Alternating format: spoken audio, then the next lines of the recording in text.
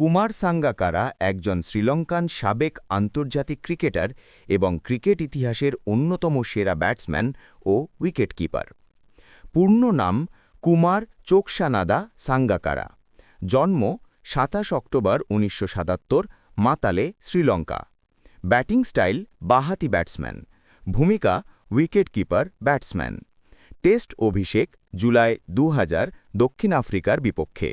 শেষ test August ২০১৫ ভারতের বিপক্ষে। ওয়ানডে অভিষেক জুলাই ২০০০ পাকিস্তানের বিপক্ষে। শেষ ওয়ানডে মার্চ ২০১৫ দক্ষিণ আফ্রিকার বিপক্ষে বিশ্বকাপে।